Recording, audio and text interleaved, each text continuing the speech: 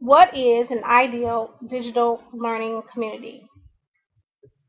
Many people have a concept of what they feel is a good digital learning community.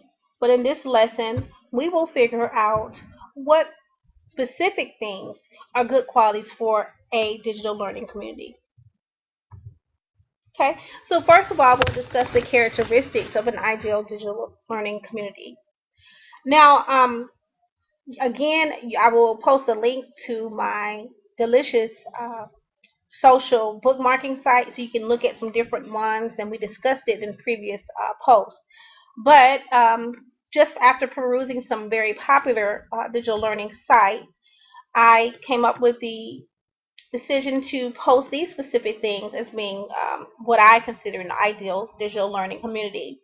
One that's free, that's collaborative, interactive, rated, provides pathways to relevant learning, nonlinear, evidence of excellent results, has testimonials, differentiated learning, individualized learning and pacing, ease of use, and accessible, and I'm sorry for that typo there, from any device, iPhone, iPad, and Android.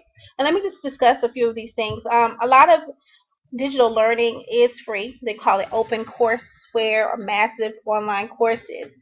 They A lot of school systems are adapting this, and I'm going to get it more into an exemplary school system that is currently using it in Georgia. Collaborative meaning that you can share information, everyone can see the discussion posts, you can collaboratively speak to each other online, students can see what other people are saying. That's going to help them to be able to learn from their peers. Interactive, that means you can look at videos, you can post audio, similar to what we're doing right now.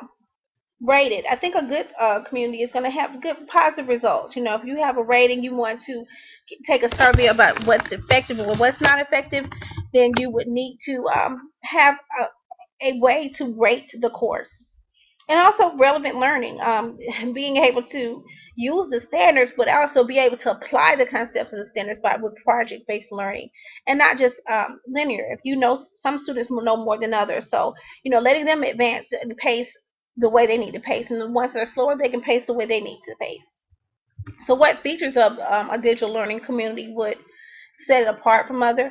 A data link control or downloadable content. In other words,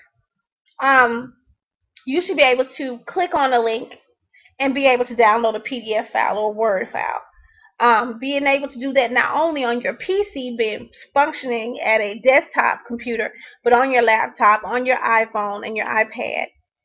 And it work on Android and Apple-based products. So that will give it use of across all operating systems.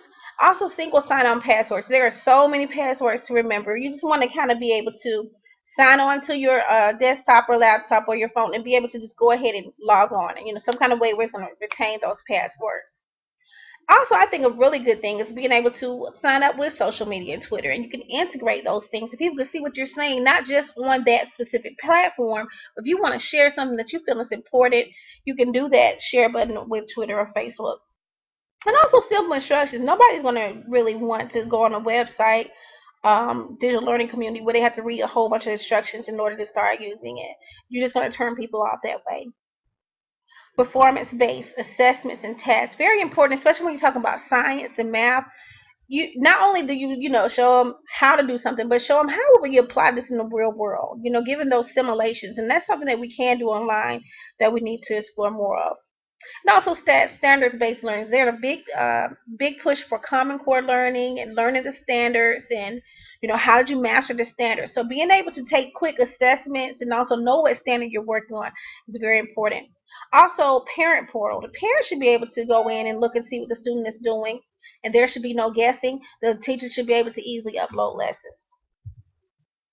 So what qualities would potential citizens of such an enlightened online society need to possess in order to gain admittance? Well, it does help to have basic skills. I mean, of course, you have iPads and iPods. You can just press a picture and be able to play games and watch TV and different things of that nature. But You also have to be able to read and be able to comprehend concepts and apply those concepts. So I would say at least a fourth grade education, and then we could probably ramp you up.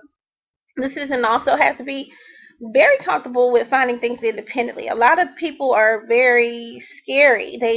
If they're not used to something, they don't want to attack it and just figure it out. I'm one of those people who I'll just figure out something. You show me, get what I can do, and I'm going to figure it out. So being able to be independent thinker, and not always have to have somebody taking you step by step by step by step by step through everything. And I also having a desire to be able to access information any time of the day, 24/7. Also, efficient grading and feedback. Online, you don't have to worry about the papers and, oh, I got to take this paper and print it out and then turn it in, and you have stacks and stacks of papers. Well, students should be able to submit Word documents and PDF documents and videos and online, and those can be graded. Also, the teacher can put out a calendar. We're going to work on this standard this day, and these are the things that we're going to do with that standard. So just being able to do things all the way around, and it makes people more proactive. All right. Now, there is a video that I want you to watch after watching this video, and it is on this link. Okay. But I also posted at the bottom of this blog, well, under this particular video. For South County schools, seems to be getting it right. They're located about 20 to 30 miles north of the city of Atlanta, and they're using they got a grant from the government. I think it's one of 12 or one of 7 school districts in the country that got a grant to develop and further develop their online learning platform. And they had to figure out what learning management system to use, and they decided upon using itslearning.eu. And this has been a very successful platform for them. The kids are really gravitating toward it. They like to be knowledgeable about what's going on and what they're learning, and the parents are also engaged. So I want you to watch this video so you can see I guess what's the best or closest thing to an education K-12 friendly utopia. There are others that I would say would be good for end users like myself, but I wanted to focus on the K-12 environment. Now, what would be needed to bring such a vision to fruition? So if we had a school, for example, DeKalb County or Clayton County schools, and we wanted 100% buy-in for a digital learning community, we would have to make sure that all the students have access to technology at home. And what I mean is they have to have a device that will link them up to the internet so that they can create an online culture, that they can access massive open online courses. Not only the students need that buy-in, but the teachers as well. They can't, just shut down on technology and say, well, it's never going to work. It doesn't work like it needs to.